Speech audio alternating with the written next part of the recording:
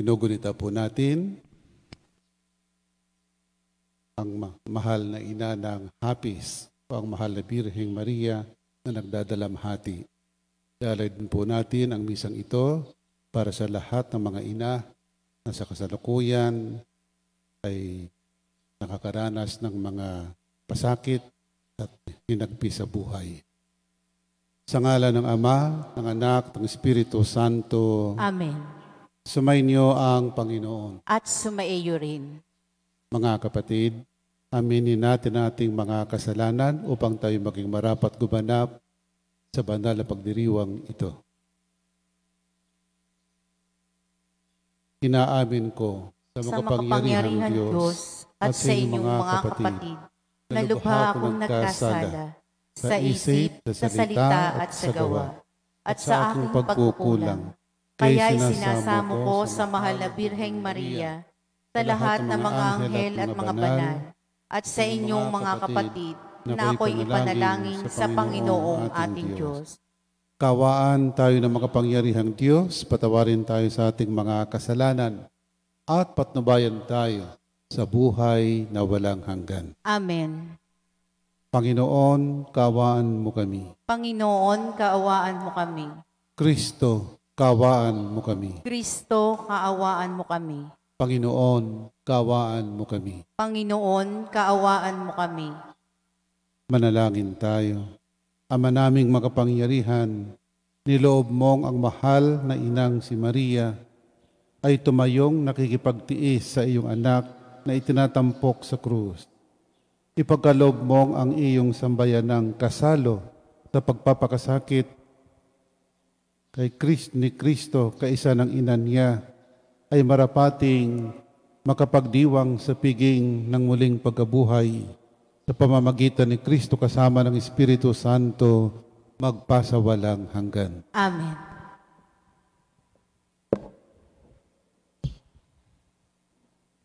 Pagbasa mula sa sulat sa mga Hebreo. Noong si Jesus ay namumuhay rito sa lupa, siya'y dumalangin at lumuluhang sumamo sa Diyos na makapagliligtas sa kanya sa kamatayan. At dininig siya dahil sa lubusan siyang nagpakumbaba. Bagamat siya'y anak ng Diyos, natutuhan niya ang tunay na kahulugan ng pagsunod sa pamamagitan ng pagtitiis. At nang maganap na niya ito, siya'y naging walang hanggang tagapagligtas ng lahat ng sumusunod sa kaniya. Ang salita ng Diyos. Salamat sa Diyos. Salmong tugunan. Poong Diyos na maibigin, ako ay iyong sagipin. Poong Diyos na maibigin, ako ay iyong sagipin. Sa iyo, O Poon, ako'y lumalapit, upang ingatan mo nang hindi malupig. Ang aking dalangin laging sinasambit, iligtas mo ako, O Diyos na matuwid, ako ay pakinggan, ako ay sagipin. Poon Diyos na maibigin, ako ay iyong sagipin. Tanging kublihan ko, ako ay ingatan. Tagapagtanggol ko at aking kaligtasan. Tagapagtanggol ko at aking kanlungan, ayon sa sabi mo, ako'y patnubayan. Poong Diyos na maibigin, ako ay iyong sagipin. O aking patnubay, ako ay iligtas. Sa patibong nila at unang ng bitag, sa mga kamay mo, habilin ko'y buhay ko, tagapagligtas kong tapat at totoo. Poong Diyos na maibigin, ako ay iyong sagipin. Subalit, O Poon, ang aking tiwala ay nasa sayo. Diyos na dakila, sa iyong kalinga umaasa ako.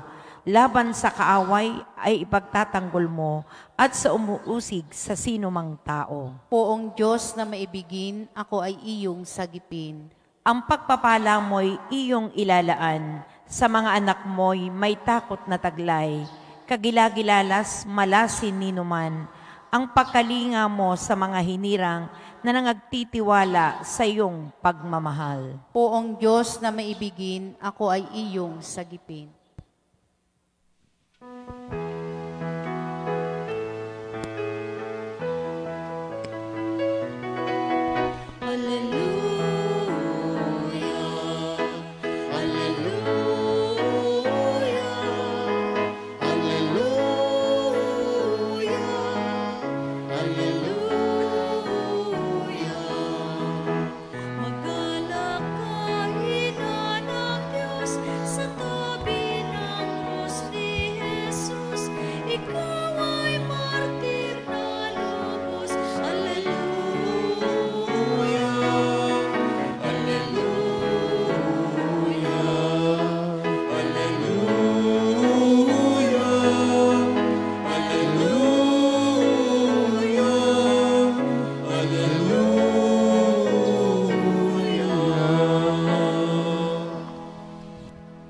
Sumainyo ang Panginoon. At sumaiyo rin. Ang mabuting balita ng Panginoon ayon kay San Juan. Papuri sa iyo, Panginoon.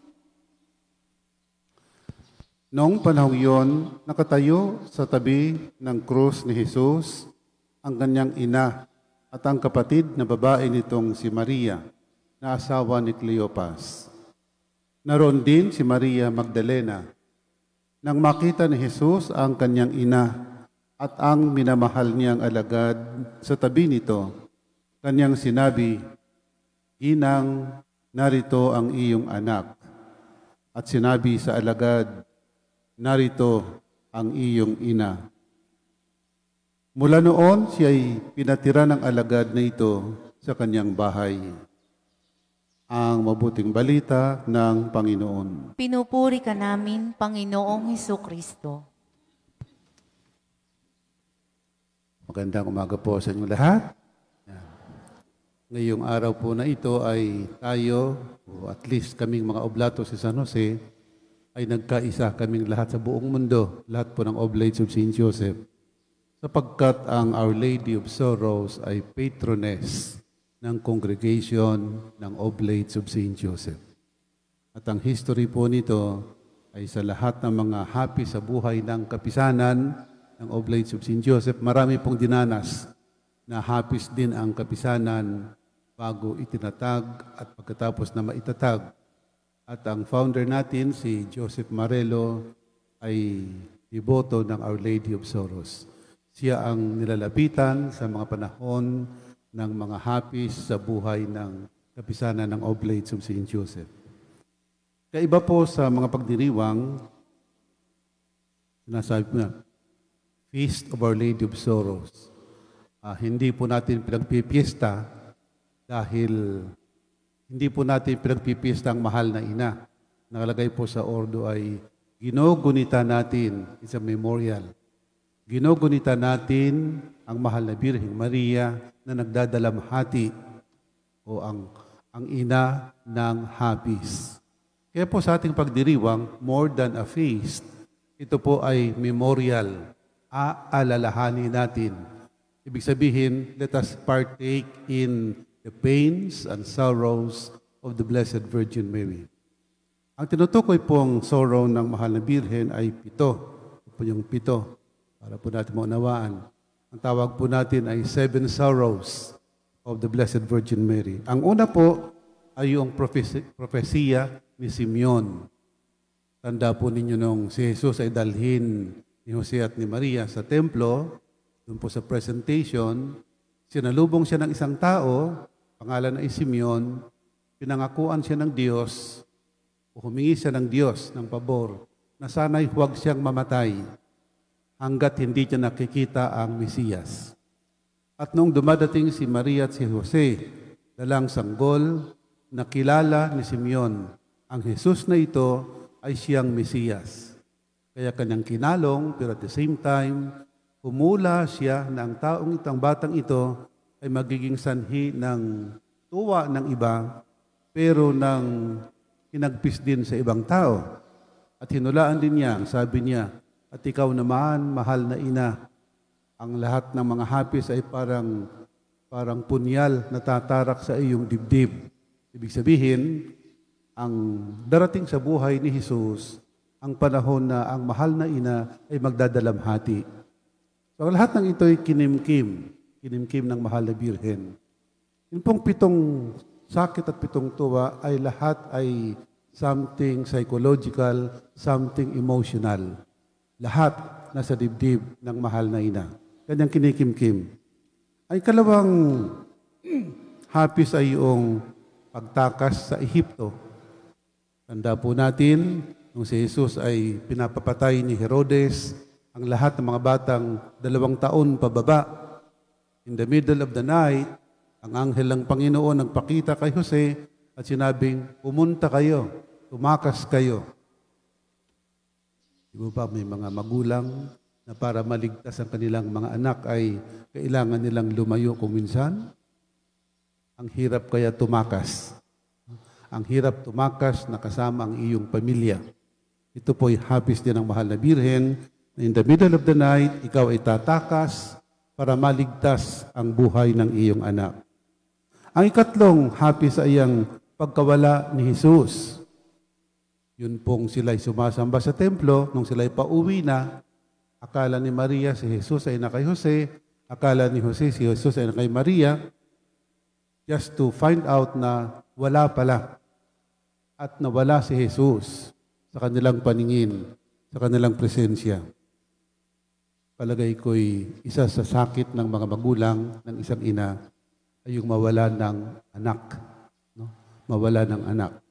Yung hindi pa yung namatayan, yung mawawala lang, o yung mga anak na lumalayas, yung mga anak na umalis ng bahay, na hindi bumabalik, for whatever reason, hindi lang nila alam kung gaano kasakit yun sa mga magulang.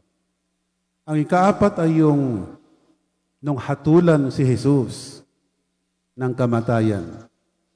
Isa kang ina, ang anak mo'y hinahatulang mamatay. Ba masakit yun? Hindi, we really cannot fathom, hindi talaga natin ma-measure, hindi talaga natin malaman kung ano ang gaano kasakit sa isang ina.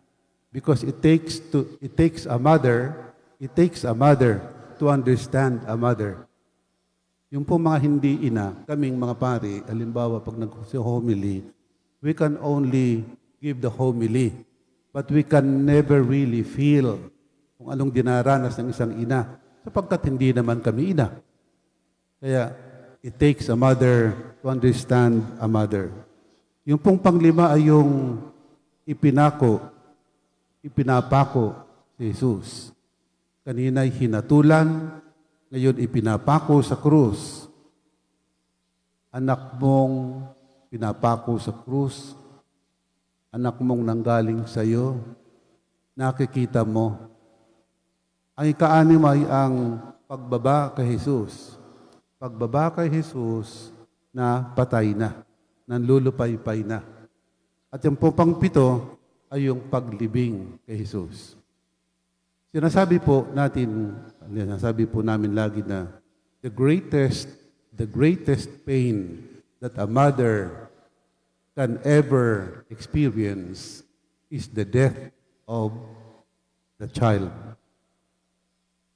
Ang pinakamatinding sakit at hapdi sa buhay ng isang ina ay ang makitang patay at inililibing ang kanyang anak. Sapagkat in the natural order of things, of nature, dapat anak ang naglilibing sa magulang. Malungkot ang mga anak pag naglilibing ng magulang. But that is the natural order of nature. Mas matindi po ang sakit at hapdi at lungkot ng nararanasan ng isang ina pag ang ina ang naglilibing sa anak. Ang lahat po ng ito ay kinimkim ng mahal na Birhen sa kanyang dibdib. Kaya nga sa araw na ito, ginugunita natin ito to partake of the pain of the Blessed Virgin Mary. Sapagkat hindi po natin lubos mauunawaan pag hindi tayo nakikiramay. Hanggat hindi mo nararamdaman, hanggat hindi ka nakikiramay sa hapdi na ito, hindi mo talaga lubos na mauunawaan. Kaya nga sa buhay natin, mararamdaman mo lang, malalaman mo lang ang hapdi na dinaranas ng isang tao kung ito ay mararamdaman mo rin. Kaya sa araw na pong ito ay it's a time to reflect. Hindi lang po, inuulit ko po katulad kanina bago mong simula ang misa, hindi lang para sa mahal na Birhen, kundi para din sa lahat ng mga ina na sa kasalukuyan ay nagdurusa o naghihinagpis dahil sa mga bagay na katulad nito. Mga bagay na inalang ang nakakaranas, mga bagay na inalang nakakaranas ng hapding katulad ng sa mahal na Birhen. Ialay po natin ang misang ito para sa lahat ng mga inang nagdadalamhati at naway ang mahal na ina ng hapis ay kalugdan sila at ang mahal na ina ay mamamagitan para sa mga inang nagdurusa. Sa ngalan ng Ama at ng Anak ng Espiritu Santo. Amen. kasama ni Maria na kababatid kung ano ang kahulugan ng pagdurusa, manalangin tayo sa Diyos para sa mga taong may mabibigat na pinapasan habang sinasabi natin, panatilihin mo kaming tapat na tulad ni Maria, O Panginoon. Panatilihin mo kaming tapat tulad ni Maria, O Panginoon.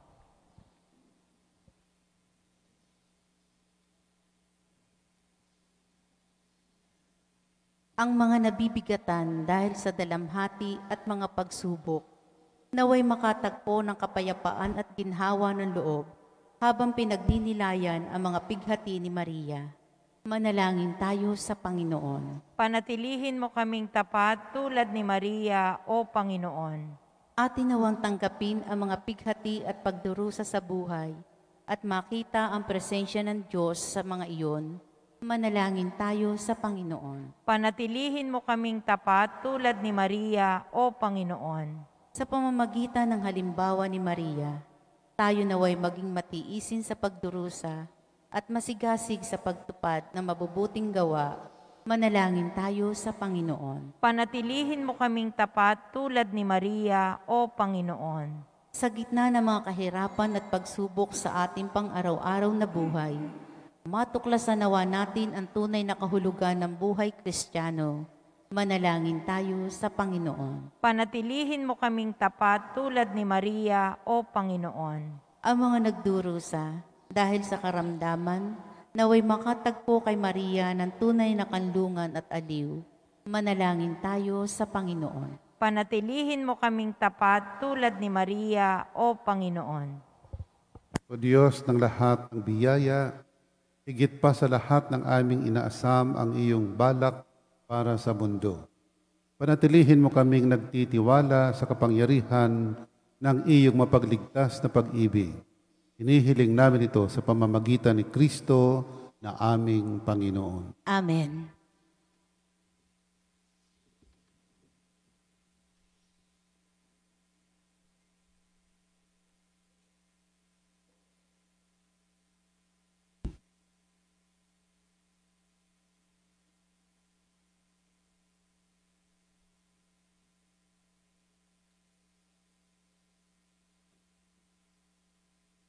Kapuri-puri ka Diyos sa mga lumikha sa sanlibutan, sa iyong kagandahang loob.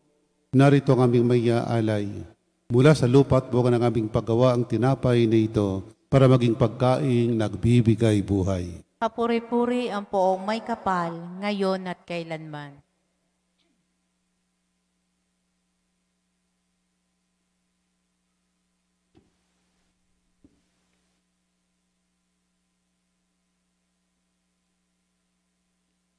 Kapuri-puri ka Diyos sa mga lumikha sa sanlibutan. Sa iyong kagandahang loob, narito ang aming mayaalay. Mula sa katas ng ubas at bunga ng aming paggawa ang alak na ito para maging inuming nagbibigay ng iyong Espiritu. Kapuri-puri ang poong may kapal, ngayon at kailanman.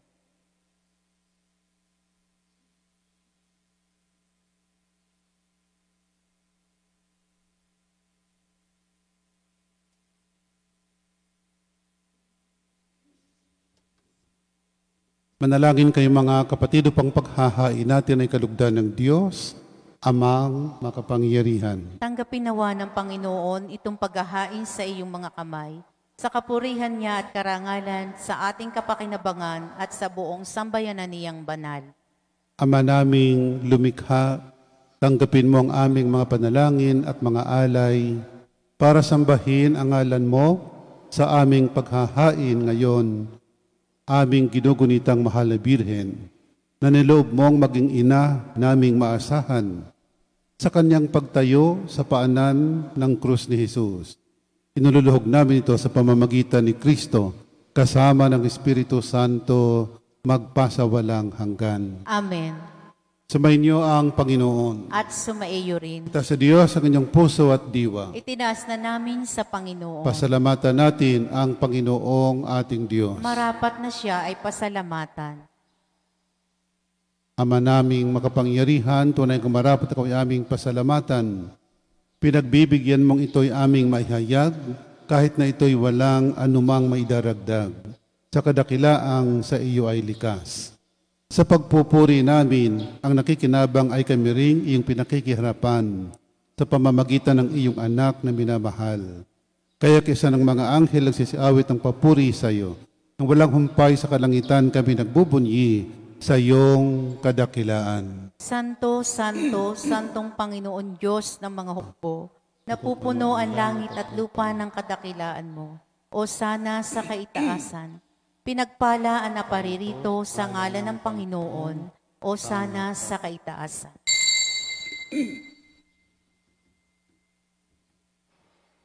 Ama naming banal, ikaw ang bukal ang tanang kabanalan, kaya't sa pamamagitan ng Espiritu gawin mong banal ang makaloob na ito, upang para sa amin maging katawan at dugo ng aming Panginoong Hesukristo. Bago niya pinagtiis ang kusang loob na maging handog, hinawakan niyang tinapay, pinasalamatan kanya, pinaghati-hati niya yon. Iniabot sa kanyang malagad at sinabi, tanggapin ninyong lahat ito at kanin. Ito ang aking katawan na hahandog para sa inyo.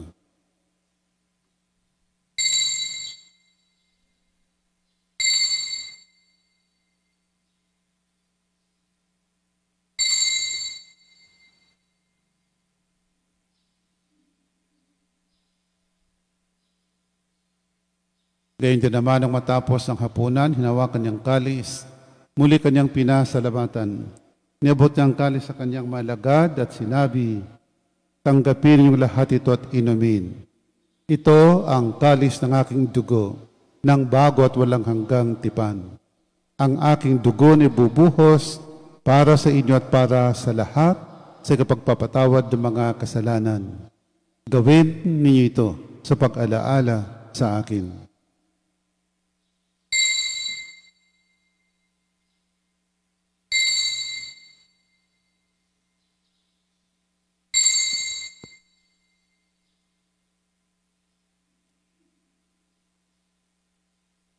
Ipagbunyi natin ang misteryo ng pananampalataya. Si Kristo ay namatay, si Kristo ay nabuhay, si Kristo ay babalik sa wakas ng panahon.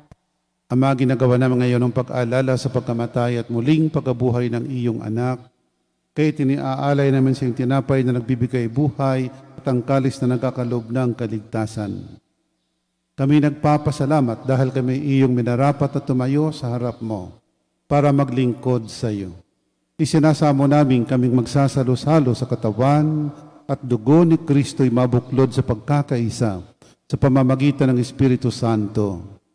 Ama, lingapin mga simbahang laganap sa buong daigdig. Puspusin mo kami sa pag-ibig. Kaysa ni Francisco naming Papa, ni Gilbert naming Obispo at ng Tanang Kaparian. Alalahan mga kapatid naming nahimlay na may pag-asang sila'y muling mabubuhay. Gayon din ang lahat ng mga pumanaw. Kawan mo sila at patuloyin sa iyong kaliwanagan. Kawan pagindapatin kaming lahat na makasalo sa iyong buhay na walang wakas. Kaysa ng mahal na Birheng Maria na ina ng Diyos, kaysa ng poong San Jose na mga apostol at ng lahat ng mga banal na namuhay dito sa daigdig ng kalugod-lugod sa iyo. May pagdiwang nawa namin ang pagpupuri sa kararangal mo sa pamamagitan ng iyong anak na aming Panginoong Hesukristo. Sa pamamagitan ni Kristo kasama niya at sa Kanya, ang lahat ng parangal at papuri ay sa iyo, Diyos amang makapangyarihan, kasama ng Espiritu Santo, magpasawalang hanggan.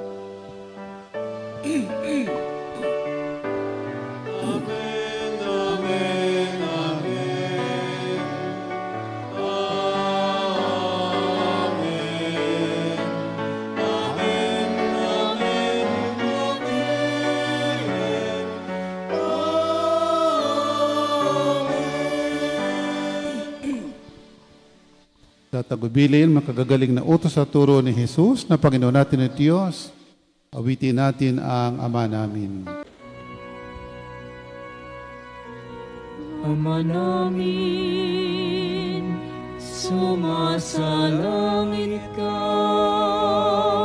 sambahin ang ngalan mo, mapasa amin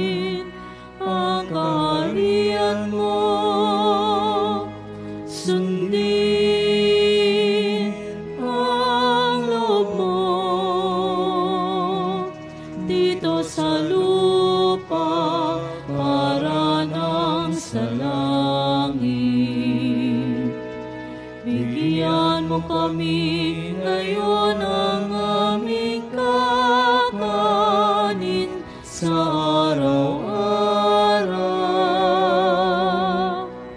At patawarin mo kami sa aming mga sala para ng pagpapatawad namin sa nagkakasala sa amin. At huwag mo kaming ipahintulot sa tukso, tiya-tiya mo kami sa lahat ng masama. Hinihiling namin kami adya sa lahat ng masama, pagkalooban ng kapayapaan araw-araw, iligtas sa kasalanan at ilayo sa lahat ng kapahamakan. Samantalang aming pananabikan ng dakilang araw ng pagpapahayag ng tagapagligtas naming si Hesu Kristo. Ang kapangyarihan at ang kapurihan magpakailanman. Amen. Panginoong Jesucristo, sinabi mo sa mga apostol, kapayapaan ang iniiwan ko sa inyo. Ang aking kapayapaan binibigay ko sa inyo. Tunghayan mong aming pananampalataya at huwag ang aming mga pagkakasala. Pagkalooban mo kami ng kapayapaan at pagkakaisa ayon sa iyong kalooban, kasama ng Espiritu Santo, magpasawalang hanggan. Amen. Ang kapayapaan ng Panginoon ay laging sumainyo. At sumaiyo rin. Magbigayan po tayo ng kapayapaan sa isa't isa. Peace be with you.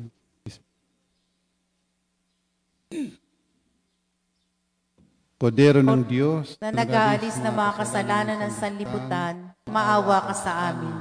Kordero ng Diyos na nag-aalis ng mga kasalanan ng sanlibutan, maawa ka sa amin.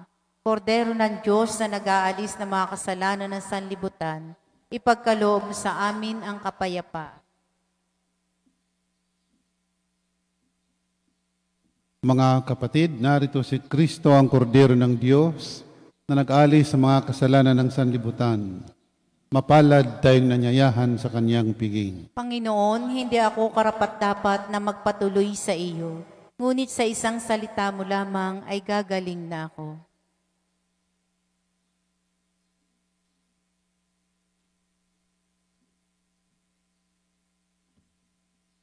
Ang katawan ni Kristo. Amen.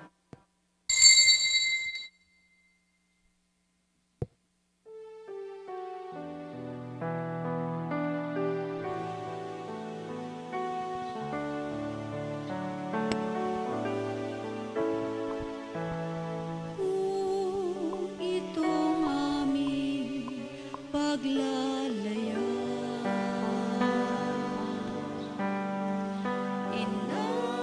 inabot ng pagkabagabag,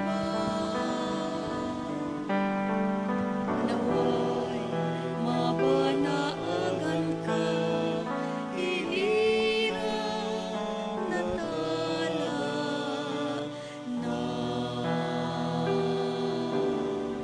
umaga.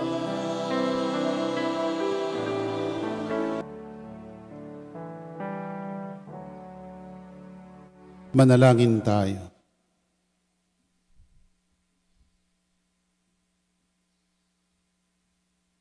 Ama naming mapagmahal, ngayong napagsaluhan na namin ang piging na nagliligtas sa amin, hinihiling naming mga gumugunita sa pakikipagtiis ng mahal na Birhen na aming maituloy ang paghihirap na kailangan pang gawin ni Kristo para sa sambayan ng kanyang katawan bilang tagapamagitan kasama ng Espiritu Santo magpasawalang hanggan. Amen. Sumainyo ang Panginoon. At sumaiyo rin. Pagpalain ka ng makapangyarihang Diyos, Ama, Anak at Espiritu Santo. Amen. Tapos na ating pagdiriwang, humayo kayo mapayapa upang ang Panginoon ay mahalin at paglingkuran. Salamat sa Diyos.